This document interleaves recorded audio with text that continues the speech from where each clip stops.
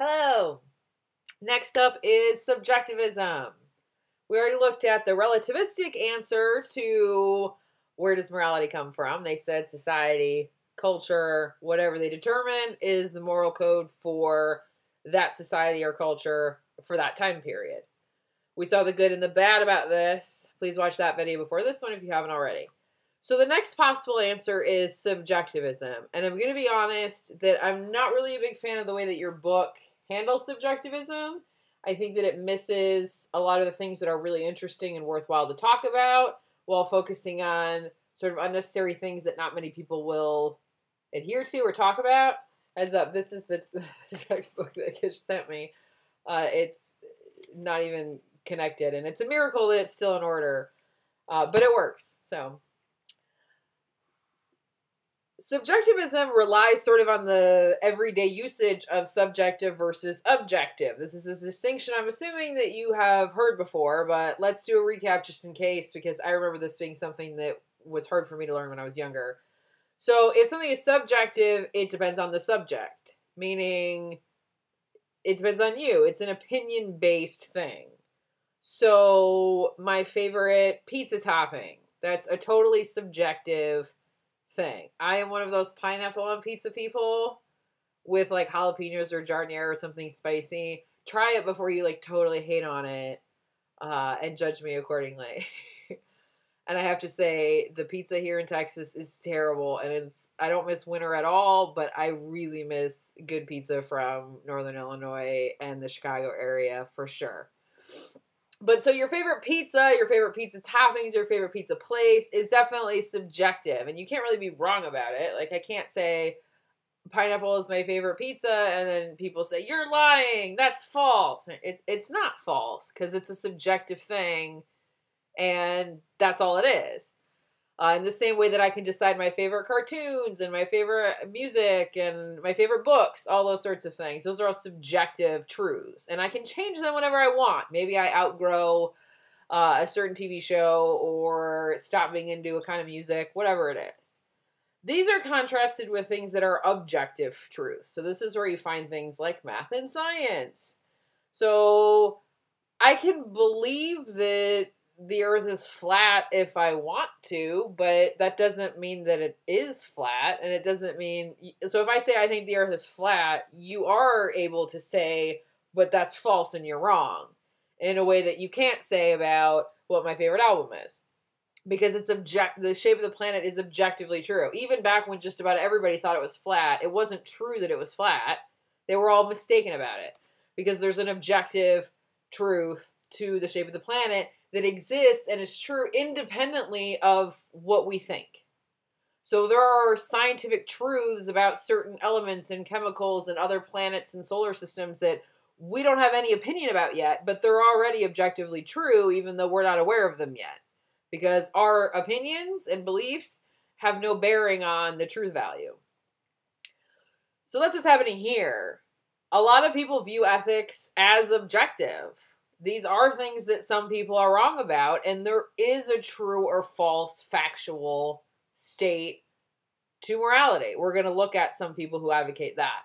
We've already seen sort of one example that's more on the subjective side, and that was relativism, which says that it is a matter of opinion. It's just sort of the majority opinion. And now here with subjectivism, we're narrowing that even further to the individual.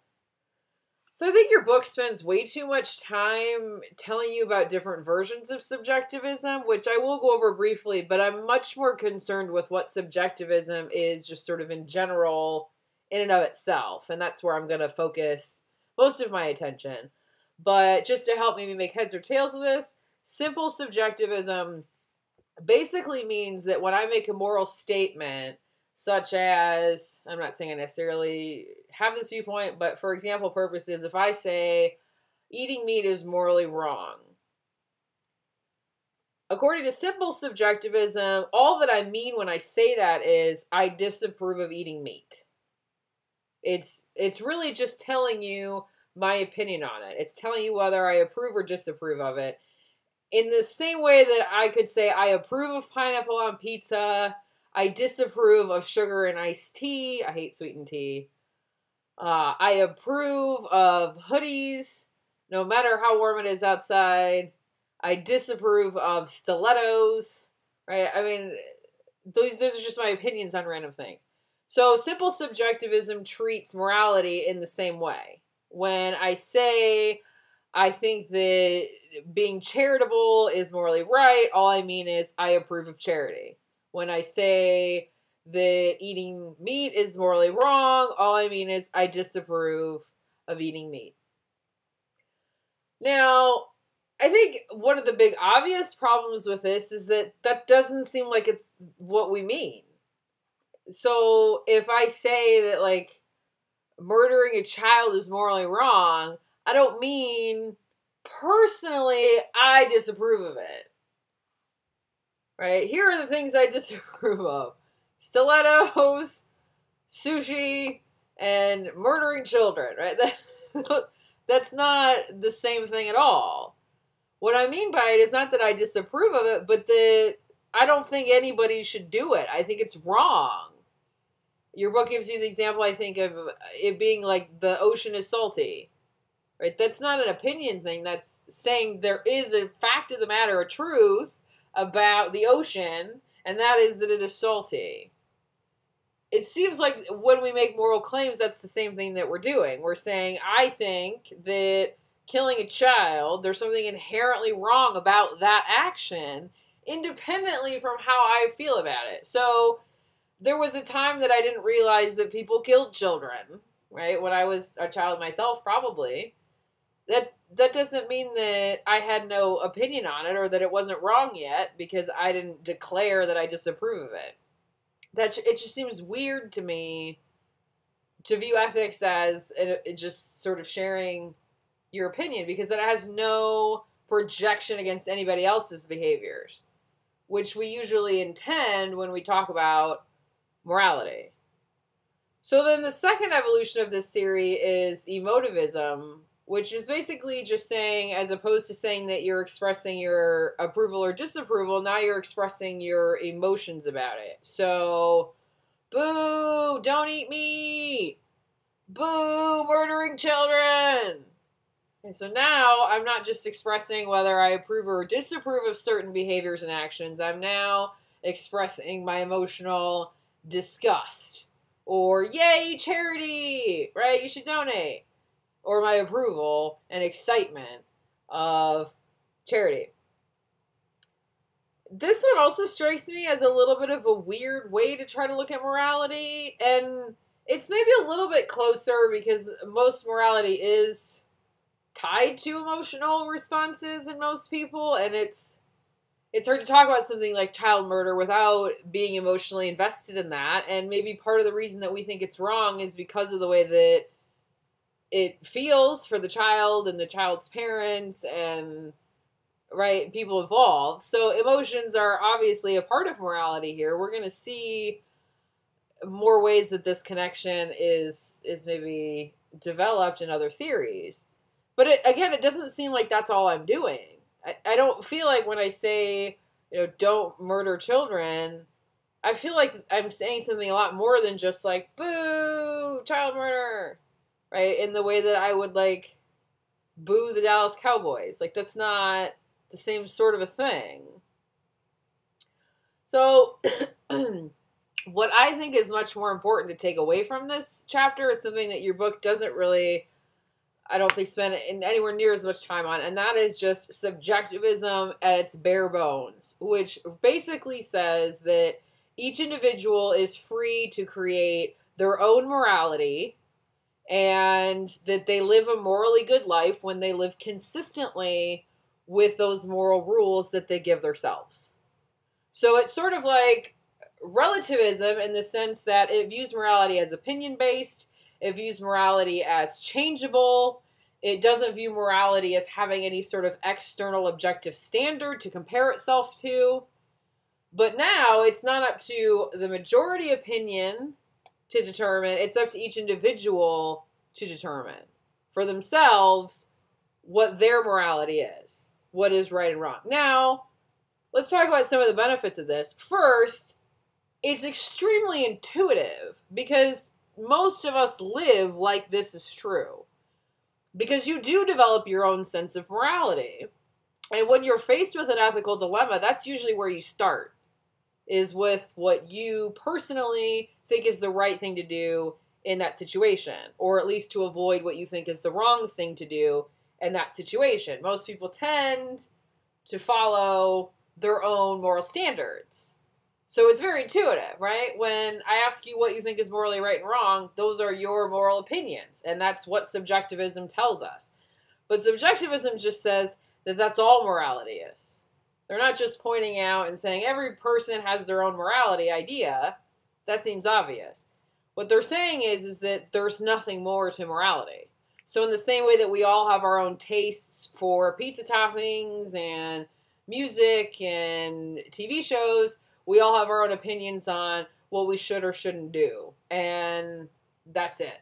It's really just about giving yourself moral rules. So one good thing is that it seems intuitive. Another thing that a lot of people like about it is that a lot of people want to be able to follow their own moral systems, and that's a lot more appealing to a lot of people than having to follow rules that somebody else gives them. Most people like the individuality and the freedom that subjectivism allows in regards to morality. It also is going to solve some of the problems of relativism because, remember we talked about, like, okay, if I was living in the Confederacy during slavery and I happened to think that slavery was morally wrong, there definitely were people who lived in the South who thought slavery was wrong. According to relativism, those people would have been the ones that were wrong because they went against their culture's morality. And all morality is following what your culture or society thinks is okay and avoiding what they think is not okay.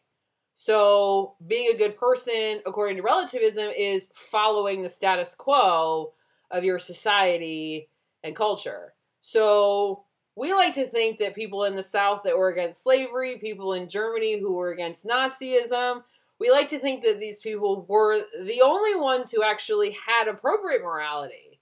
And we like to be, proud of people who were able to see the error of these ways of thinking and to not succumb to it. But if relativism is true, they were actually the ones who were wrong.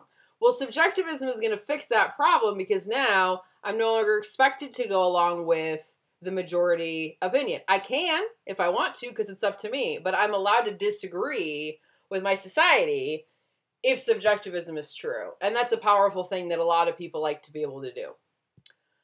So there are some good things about it, but there's also some scary things about it, as you can imagine. It shares many of the same problems as relativism because it also doesn't let us judge anybody else's morality like relativism did because it's just a matter of opinion. Everybody's opinion is different. In the same way that I can't get mad at somebody because they hate pineapple on pizza, right? I don't care what you get on your pizza unless we're sharing a pizza. So I can't get mad at somebody for disagreeing with me on pizza toppings. And if subjectivism is true, I also can't get mad at people who think that it is okay to murder a child, or people who think that there's no problem sleeping around if they're in a monogamous relationship, or people have no problems lying if they'll benefit from doing so. I mean, that right there should be scary, right? Because if you look at serial killers, for instance, the majority of serial killers think that what they did was the right thing.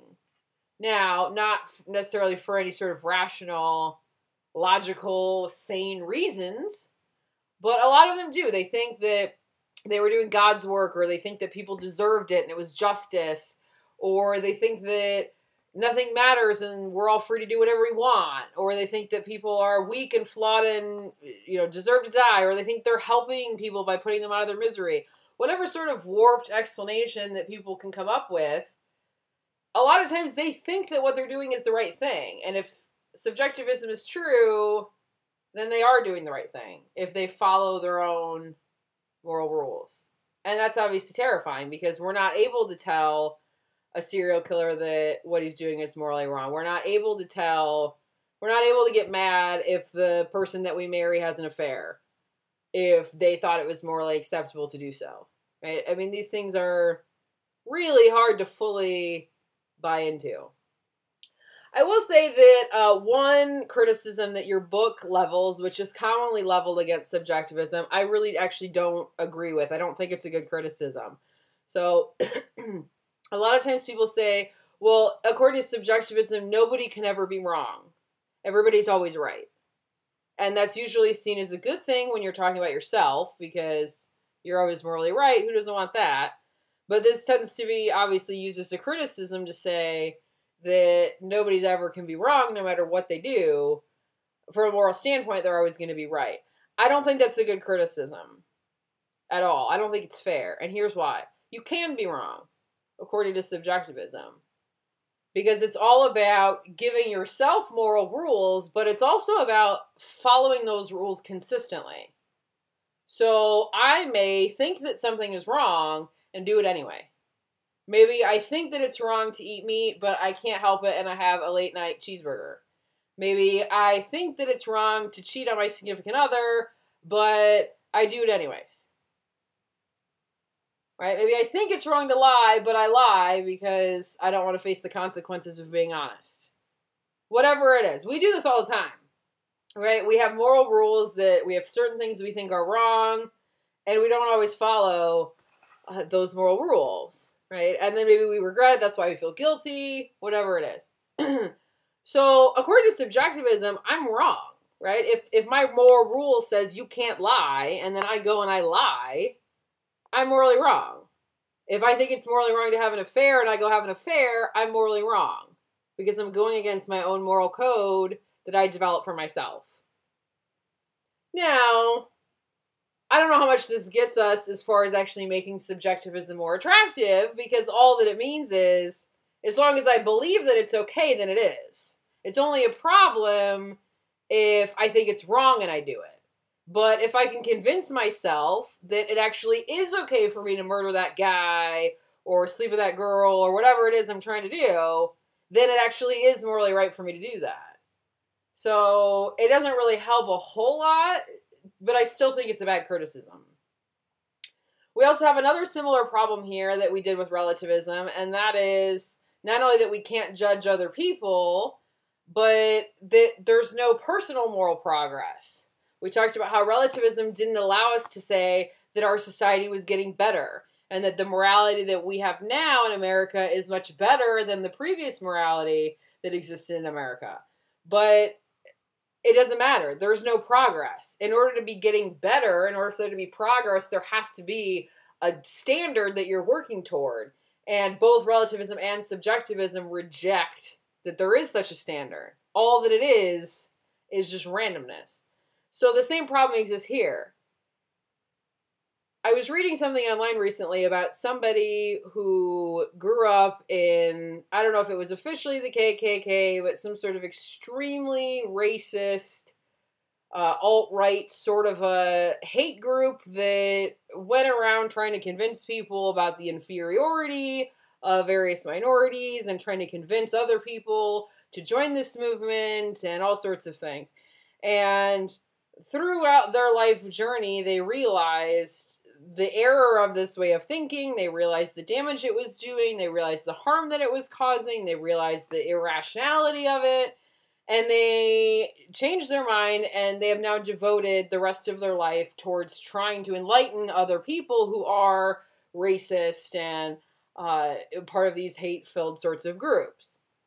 Now, we like to look at a person like that and look at their individual moral journey and to say, wow, that's great. Right? Obviously, his morality has improved. As a person, he's become a better human being. And that gives us hope for other people that we think have a bad moral system.